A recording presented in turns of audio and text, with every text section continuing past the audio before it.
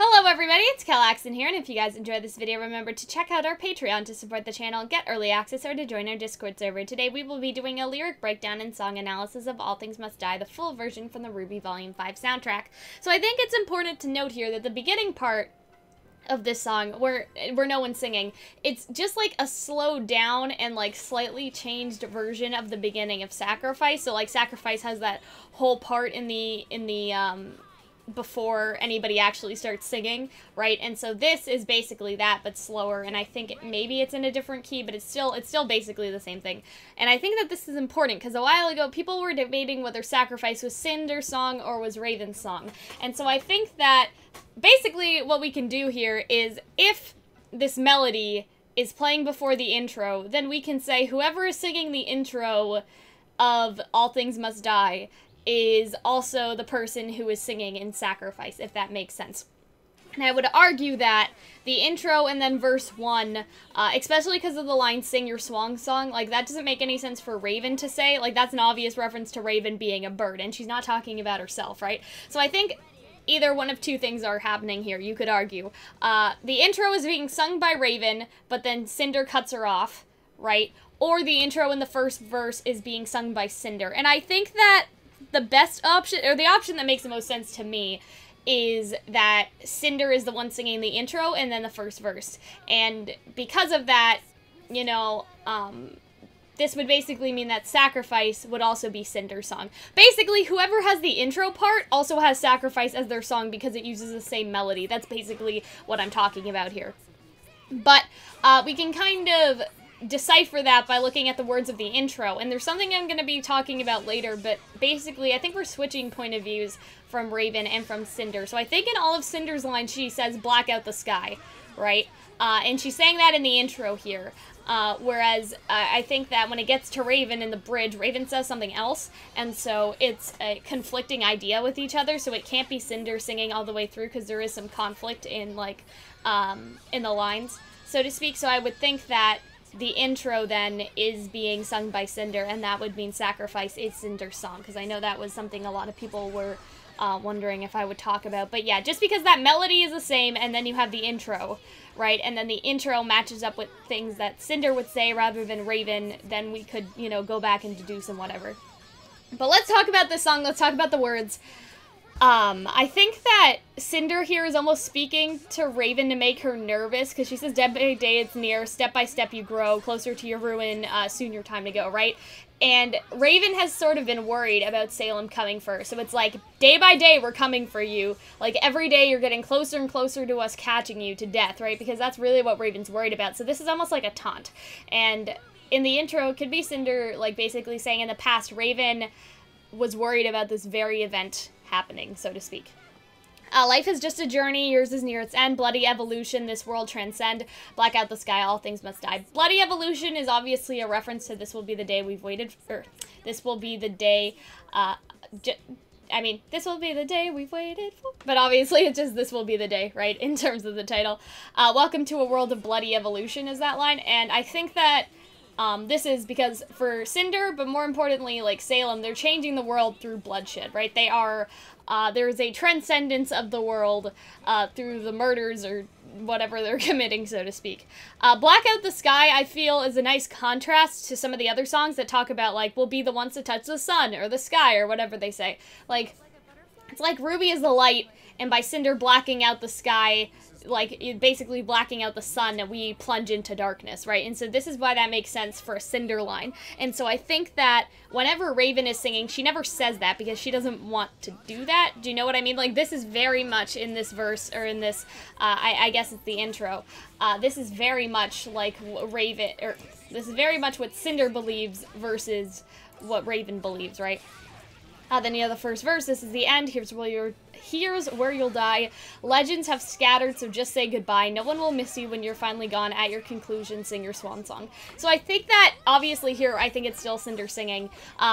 She's saying legends have scattered, and I think this is referring to Summer, as, you know, Summer's tombstone does say, thus kindly I scatter. And here it's basically saying, you know, Summer has already died and you're next, right? And I think that's an obvious reference to, you know, Hazel, and like Hazel had in the group, they've dealt with Silver-Eyed Warriors before, so it's like, you know, they're basically saying, like, Cinder's basically saying, or reminding Raven that they killed Summer, and they'll kill her too, basically. No one will miss you, I think, is a reference to kind of all the bonds that Raven has broken, right? Like, with Ty and with Crow, like, I don't want to say she's messed them up so bad, but, like, she's sort of severed the relationships there, and all the people that loved her are either dead, Vernal, maybe Summer, right? Or the relationship is torn so much that they don't care. Singer Swan Song is obviously a reference to Raven being a bird, right? And so I think that's all pretty easy. And then, so Just Say Goodbye is also a reference to, obviously, like, It's Time to Say Goodbye, which is Volume 2, and I'm pretty sure Cinder was around in Volume 2. Right, so it all sort of connects that way as well. In the pre-course, you have Murder, Unkindness, Conspiracy, M-words extinguished in effigy. So I think that the pre-course here is actually supposed to be Raven. So I think this is where kind of Raven is jumping in. And it does change in tone, and I think Jeff is also singing here, which kind of, you know, it almost signals that change, right? A group of ravens is called an unkindness. We know a group of crows is called a murder. And then conspiracy is sort of like, you know, I think that that's sort of a call-out, I guess. Like, Raven and Crow have uncovered Salem's and Ozpin's conspiracy, relatively. Like, Raven knows all about Ozpin and Salem, but since Crow is loyal to Ozpin, he's really only focused on revealing what Salem's doing, right? So I think that's actually kind of Raven saying, hey, like me, my brother, we all know what y'all are up to, and we're gonna, Embers extinguished in effigy, I think, is a reference to Cinder and her fire, and how Cinder will be the one to go down, burn out, whatever you want to call it, extinguished, right? Raven is basically saying, hey, we know what you're doing, and because I know what you're doing, I'll be the one to extinguish you, basically, I think. This is where I think that we're going back to Cinder again. Just close your eyes, don't fear demise, black out the sky, all things must die, right? The lines don't really need to be analyzed here. It's pretty self-explanatory, but I think it's interesting that this is repeated so much. Like, obviously it's a chorus, but if this is Cinder singing, I feel like that it's almost like whenever Raven retorts, like whenever Raven has a comeback, she can't think of anything else to say, and so she sticks to that. She's like, nope, you're the one dying. So, you know what I mean? Like, that's sort of her response. She's very, like, stuck on the same course, on the same lines, because she's very, like, determined, like, nope, I don't even need to give you the time of day to respond to what you're saying, because you're the one who's dying here, not me, basically. And I think verse 2 is actually where it goes to Raven, because I feel like that some of the lines don't necessarily fit with Cinder, and I think that that's kind of interesting. And so basically, Cinder got the first verse, and then Raven got the pre-chorus. So Raven is getting the second verse, and then Cinder gets the next pre-chorus. That's what I think is going on here. So all tales conclude, all points dissolve. I feel like this is a reference to, like, fairy tales again, obviously, because Cinder is based off of Cinderella, so, you know, Cinder's tale will come to an end one day, right? And I think that's almost like a reply to the other stuff that she said before, because, you know, Cinder said, like, legends will have scattered, or, you know, whatnot, basically Summer's death, right? And I feel like that was a kind of taunt there. So Raven saying but, like, all tales conclude eventually, like, that's not gonna bother me if you bring up Summer right now. Kind of. That's kind of what I see going on there. Infinite matter will always evolve. I'm not sure what this is referring to. I've kind of racked my brain, because you guys know, I've had all of these sort of written out, like, basically when the soundtrack came out, I wrote all this. But because of E3, we got so delayed. But in the week that I've kind of had to rack my brain, I don't know what this means. I think maybe infinite matter, I don't know, like, I feel like it's not supposed to be so literal as, like, a science-y thing. Like, I feel like there's an infinite resource of something that will continue to evolve and maybe stop Salem, like hope, or light, or, like, something like that, like, you know what I mean? Because all of, like, Cinder's lines talk about blacking out the sky, right? Putting the world in darkness, right? So I feel like that this should be talking about something to do with light, right? But I'm not sure, I'm not really sure what this means. That's just my best guess, because, like, infinite matter, I don't know, could also be talking about, I guess, the gods, just because, like, you know, they are infinite beings or whatever, but I don't know. I feel like it's more not that literal, you know what I mean? I feel like it's more talking about that there is a infinite supply of something to stop Salem, and maybe that is hope or light or something. But yeah, I have no idea what that's supposed to mean. Just pray for mercy at your time of death. Be glad you existed. Enjoy your last breath. So this is also what makes me think this is Raven singing. I can't see Cinder ever saying that, right? Because Cinder, and we'll talk about this later, she's someone who believes in fate and destiny and all that, right? She says that to Pyrrha. She, you know, Pyrrha's like, do you believe in destiny? And Cinder's like, yes. And, like, Cinder thinks it's her destiny to be strong and powerful, whatever, right? And so, be glad you existed doesn't really fit into that, because that's more, like, that's not fate then, you know what I mean? Like, if you had a chance to not, you know, be glad you existed, like, it makes it sound like it wasn't a guarantee that you would get on this far, but Cinder believes in fate. Right? And so this is especially why I don't think that this section is supposed to be her. I feel like it's supposed to be Raven, because I can't see Cinder saying, oh, well, be glad you existed, because Cinder, like, I don't think she thinks most things are left up to chance. I think that she thinks, at least in her own way, like, maybe she thinks that everybody else is just whatever, but, like, if she believes in destiny, I think that kind of goes for everyone. So Cinder's destiny, Pyrrha's destiny, right? I think that it's not just her own destiny she believes in, it's a destiny maybe in general as a concept, right? And so be glad you existed doesn't necessarily fit into that, because, again, to be grateful, it's like, oh, you know, you may have not have gotten to exist, so be glad that you did, right? Cinder wouldn't believe that, I don't think. And so that's why I think that's more of Raven, right? Because Raven is, I don't think she believes in any of that crap, and I think that Raven also has the attitude of enjoying the moment, right?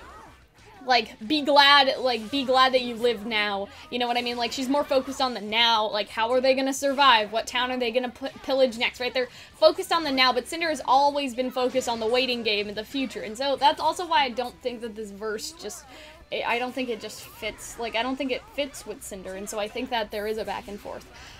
Gleefully forcing this eulogy, spawn of the turn, it's a treachery. So I think that to understand this one, we kind of have to read it almost backwards, right? I think this is Cinder calling out Raven again. This is why, like, Cinder has gotten the pre-course, right? And I think the first thing I found when I looked up a treachery, because I looked up an unkindness and a murder, right, to make sure that those were, you know, Raven and Crow and whatever, like, a murder of birds, or murder of crows, I should say, you know what I mean? So I found a treachery. The first thing that popped up was a treachery of spies, and obviously we know that Raven and Crow were spies for Ozpin, so I think that may be what that line has to do with, and I think that sort of, I don't know, I think that what Cinder is calling out here is that Raven will go on whatever side looks best at the spawn of the turn, like, you know what I mean? Like, say that this is a game, like, if there are multiple turns, she's not consistent, she'll switch at whatever turn, because that's her way to win, sort of. Like, if she's on one team, like, the first turn, as soon as it looks bad, the second turn she'll switch, sort of, right? And I think that, the other thing is, like, putting on a brave face and forcing a eulogy out of herself. So Raven is basically saying, hey, Cinder, like, you're the one who's gonna die, not me. But Cinder here is calling her out, because I think that what Cinder is sort of saying in this line is, oh, you're just forcing that out of yourself. You don't actually believe that I'm gonna die. You don't actually believe that you're gonna lose, you know what I mean? I don't know how else to interpret that. That's basically all I got. So it's basically Cinder throwing some shade. She's like, oh, Raven, you have to force this eulogy for me out of yourself because you don't think that I'm the one who's gonna die here, right? You know, it's sort of like that. I think in Course 2, we still are with Cinder now, because we talked about this before. She said to Pyrrha, like, she did believe in destiny, or fate, or whatever.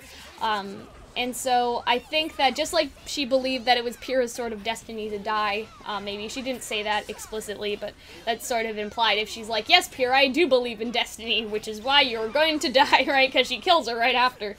You know what I mean? So I think she's saying it's Raven's fate to die as well, because she says, rust now subside, with fate collide. So, you know, Raven, you know, collide with your fate, right? And your fate is to die. Black Out the Sky again comes back, and this is how I think you can tell where it's Cinder singing versus Raven, because Raven doesn't have that line in verse 2, because I think it's her singing, and this is something that just Cinder believes, the blacking out the sky and whatever, right? So I think that this is why the course 2, we're still with Cinder here. Because I don't think Raven necessarily believes in fate or any of that. I think that's sort of where they come into conflict as well.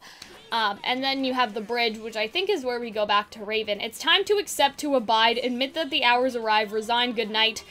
It's time to be one with the sky, surrender your pride, let death be your guide, all things must die. I think that here are the switches, because instead of blacking out the sky, basically, Raven says to be one with the sky instead. And it reminds me of Triumph, right? Because in Triumph, they'll say, we'll be the ones to touch the sky, and I think they also say we'll be the ones to touch the sun in 2 separate occasions. So I think that when we go back to Raven here, she's like, okay, alright, Cinder, this has been fun, but it's finally time for you to die, you know, death's hour, or, you know, you're on death's door or whatever, right? Surrender your pride would obviously, like, be a reference to Cinder and how prideful that she is, thinking that she's gonna win all this time, you know. She's almost throwing Cinder's own lines back at her as she says all things must die, like, hey, you said all things must die, right? So I'm gonna throw you off the canyon, you know what I mean? I feel like it's sort of like that bridge is kind of like her, like, again, like I said, it's a, you know, it's like a teasing thing. It's almost taunting, like, hey, you said all things must die, and you're gonna die, you know what I mean? Like, as she's just throwing her off the cliffside. Just close your eyes, don't fear demise, black out the sky, all things must die. And I think for the last course, this is basically Cinder's last sort of huff. And I talked about this earlier, but she keeps, obviously it's the course, right? And so it repeats. But I feel like that she's repeating the same things over and over again because she's like, nope, you're the one who's dying, I won't listen to anything you say, and then we know what happened. She falls off the cliff. She still might not be dead, but you know. So that's kind of what happens, I feel, is that whenever Cinder says that, she ignores everything that Raven says. Like, Raven could be like, you know, like, this is gonna happen, and that's gonna happen, and she's like, nope, and she just keeps repeating sort of the same thing over and over again, almost to reassure herself, but also to, I think this just shows how determined she was, that Raven was gonna lose. Right, so that's basically it. This was interesting to identify, you know, what parts were Cinder, what part were Raven. I think that we can say that Sacrifice is Cinder's song now, right? Because the intro here is also Cinder's, and it has a Sacrifice melody, like I said before. It only makes sense, right? The other parts, though, I mentioned, I think are Raven singing, since some of the lines are almost opposite of what Cinder would say, such as black out the sky compared to be one with the sky, right? Those are two, like, almost conflicting things, right? But anyway, I had a lot of fun writing the script for this. I hope you guys enjoyed this video, and we'll see you later. Remember, you guys should check out our Patreon if you guys enjoyed us and want to support the channel, to join our Discord server, any of that. And we will see you later. Bye, guys.